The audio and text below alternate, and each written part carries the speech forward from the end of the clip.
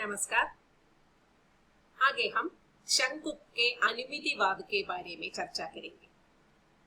पिछले वीडियो में हमने हट्टलोलट के उत्पत्तिवाद संबंधी चर्चा की। आज रस निष्पत्ति के दूसरे व्याख्याकार शंकु के अनुमितिवाद संबंधी चर्चा जारी रखेंगे। देखिए, शंकु का अनुमितिवाद रस निष्पत्ति में जो भरत मुनि ने जो कहा है, विभाव, अनुभाव और व्यभिचारी भाव के संयोग से रस की निष्पत्ति होती है। उस रस सूत्र में जो निष्पत्ति शब्द है, उसके लिए शंकुक ने अर्थ रखा अनुमिति। अनुमान से हम किसी चीज का अनुमान लगाते हैं, उस अनुमान से हमें जो ज्ञान प्राप्त होता है वो अनुमिति है। जैसे कि कहीं धुआं उड़ रहा है तो हम अनुमान लगाते हैं कहीं आग लगी हुई है, तभी तो धुआं इतना उड़ रहा है। तो फिर हम देखेंगे कि वो अनुमान सही है, तो उस अनुमान से हमें जो ज्ञान प्राप्त होता है वो अनुमिति है। तो निष्पत्ति का इसी तरह रस सूत्र में जो निष्पत्ति है, निष्पत्ति के लिए शंकुक ने अनुमिति शब्द का प्रयोग किया है। और फिर संयोग, संयोग के लिए अनुमाप्य अनुमापक संबंध कहा है। इसका संबंध है विभाव, अनुभाव, व्यभिचारी भाव का संयोग के लिए उन्होंने अनुमाप्य और अनुमापक के बीच जो संबंध है, अनुमाप्य माने जिसका अनुमान लगाया जाता है, अनुमापक माने जिन कारणों से उसका अनुमान लगाया जाता है वो अनुमापक है। तो यही शंकुक के अनुमितिवाद की पहली बात है। आगे हम देखेंगे उन्होंने अनुमितिवाद में उन्होंने क्या क्या बातें कही है। देखिए, अनुमापक, अनुमाप्य अनुमापक संबंध है। अनुमापक क्या है? विभावादि है। विभावादि मतलब विभाव, अनुभाव, व्यभिचारी भाव, वो अनुमापक है। जिस अनुमाप्य है रस, तो रस उत्पन्न होने का कारण क्या क्या है? रस का यहाँ उत्पन्न नहीं, यहाँ अनुमान लगाने का, अनुमान लगाने का कारण क्या है? विभाव, अनुभाव और व्यभिचारी भाव है। आगे उन्होंने व्याख्या के रूप में कहा है विभाव स्थायी भाव के कारण है। जैसे कि मन में जब स्थायी भाव उठने का एक कारण होगा, हमारे मन में भय उठ जाता है, जिसका कारण क्या होगा? शायद हम कोई सांप को देखा हो, या हम ऐसे की कोई हालात में हो जो हमारे मन में भाव, ऐसा भाव उठ जाता है भय, तो उसका कोई कारण होगा, उसे हम विभाव, आलंबन विभाव कहेंगे। उसे उद्दीप्त करने वाले वो जो हालातों को हम उद्दीपन विभाव ही कहेंगे। तो हमारे मन में भाव तो हमेशा ही है, स्थायी भाव तो हमेशा ही है, इसके उठने का एक कारण है, वही है विभाव। और अनुभाव माने स्थायी भाव के कार्य, यानी कि स्थायी भाव उठने के बाद हमारे शारीरिक जो मानसिक चेष्टाएं हैं वो हमारे मुंह पर प्रतिफलित होता है, तो वो अनुभाव है, इसलिए उसे स्थायी भाव का कार्य कहा है। और संचारी भाव जो है स्थायी भाव के सहचारी है। ये स्थायी भाव जब तक है तब तक वो सहचारी भाव के रूप में संचारी भाव हमारे मन में बीच बीच में उड़ते रहते हैं। पहले ही कहा, संचारी भाव की ज्यादा आयु नहीं है, वो बीच बीच में उठकर फिर समाप्त हो जाते हैं, लेकिन स्थायी भाव के सहचारी के रूप में हमेशा वो साथ रहता है। तो ये शंकुक के अनुमितिवाद के प्राथमिक बातें हैं। उन्होंने अनुमिति किसके लिए कहा? निष्पत्ति के लिए अनुमिति कहा। संयोग के लिए उन्होंने अनुमाप्य अनुमापक संबंध कहा। इनमें अनुमाप्य यानी रस है, अनुमापक यानी विभाव, अनुभाव, व्यभिचारी और व्यभिचारी भाव है। अब शंकुक ने किसके आधार पर इस अनुमितिवाद की स्थापना? देखिए, उन्होंने चित्रतुरग न्याय के आधार पर अनुमितिवाद की स्थापना की। चित्रतुरग न्याय क्या है वो देखेंगे।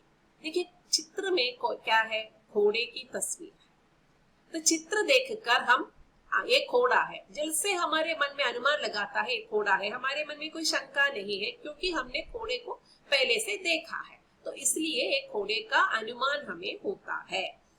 ये प्रतीति लेकिन सत्य नहीं है, क्योंकि एक घोड़ा है ये तो हम अनुमान लगाते हैं, लेकिन घोड़े की प्रतीति होती है कि यानी कि इस घोड़े पर हम सवार तो नहीं कर सकते। घोड़े को हम छू नहीं सकते, घोड़े छूने से वो जीता जागता नहीं है। पिक्चर को हम, उस तस्वीर को हम छू सकते हैं, तो वो प्रतीति सत्य नहीं है कह सकते हैं। लेकिन क्या ये प्रतीति मिथ्या है क्या? मिथ्या भी नहीं है, क्योंकि ये घोड़ा है, कोई और नहीं, हाथी नहीं कह सकता इसे, तो इसे घोड़ा ही हम कहेंगे, क्योंकि चित्रकार ने घोड़े को देखा है, बखूबी उस घोड़े की तरह उन्होंने चित्र खींचा है, तो इसलिए हम इसे मिथ्या नहीं कह सकते। ये मिथ्या है, मिथ्या नहीं है। अब ये प्रतीति संशयग्रस्त है क्या? नहीं, क्योंकि ये प्रतीति हमें कोई शंका नहीं है, ये घोड़ा है या हाथी है या गधा है, ऐसा कोई शंका नहीं है हमारे मन में, ये बिल्कुल संशय नहीं है, तो इसलिए हम कहेंगे इसे घोड़ा ही कहेंगे। ये प्रतीति सादृश्य नहीं है, क्योंकि घोड़े का सामान कोई और जानवर ये भी नहीं है। हम यकीनन कह सकते हैं, ये अनुमान लगा सकते हैं कि एक घोड़ा है। तो ऐसी प्रतीति को क्या कहेंगे?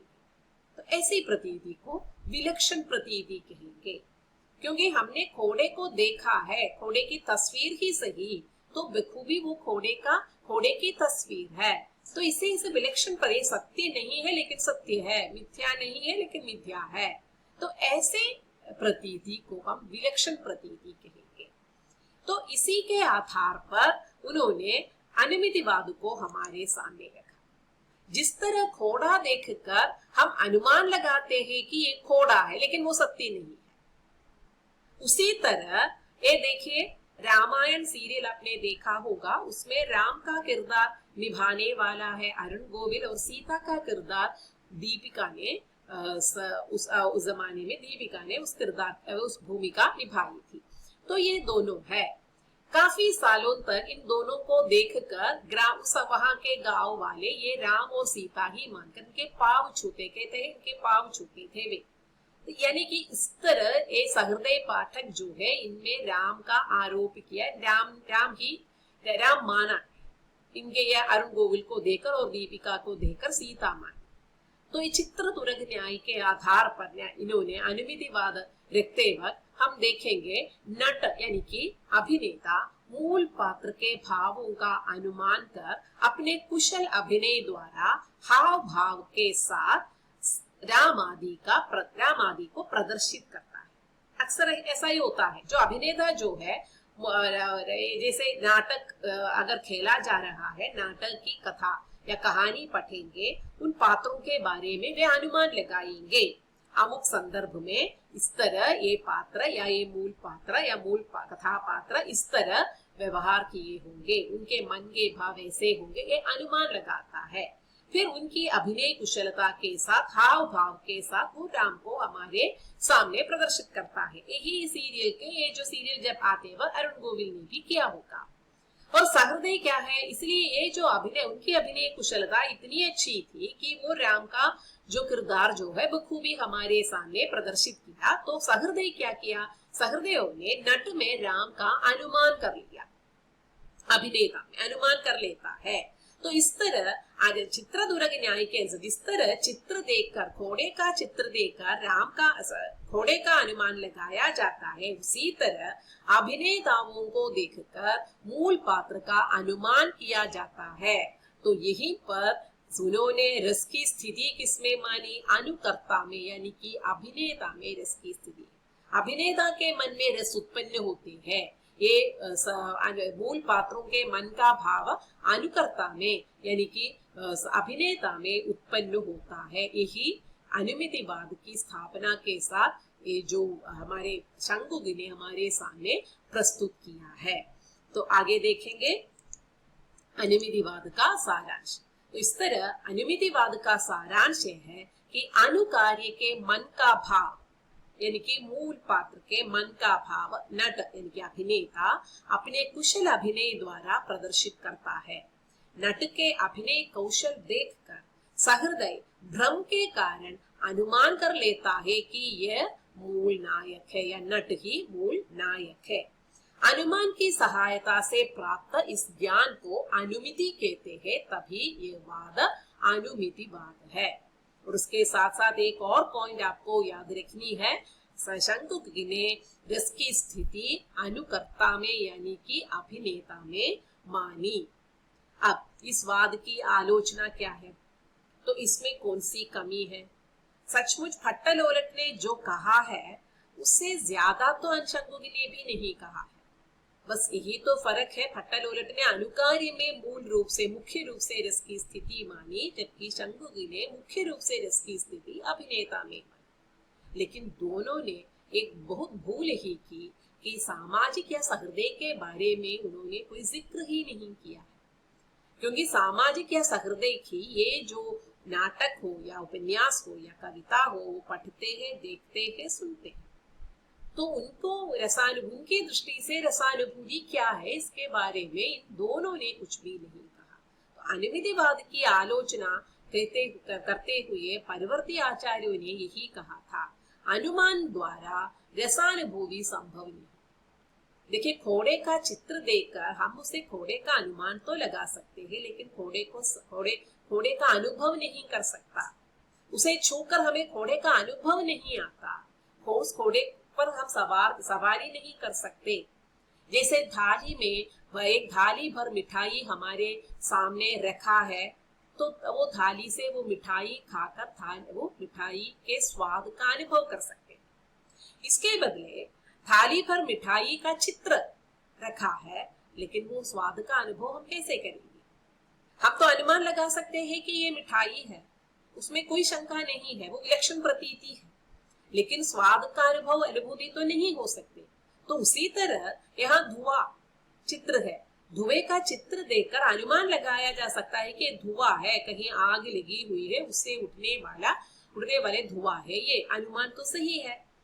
लेकिन उस आग की जो गर्मी जो है, वो तो हम इस धुएं को देखकर उस गर्मी का अनुभव तो हमें नहीं होता, उस आग की गर्मी का अनुभव हमें नहीं मिलता, क्योंकि अनुमान जो है बुद्धि की प्रक्रिया है, बुद्धि से ही हम अनुमान लगाए जा सकते हैं। लेकिन रसानुभूति किसकी प्रक्रिया है? हृदय की प्रक्रिया है।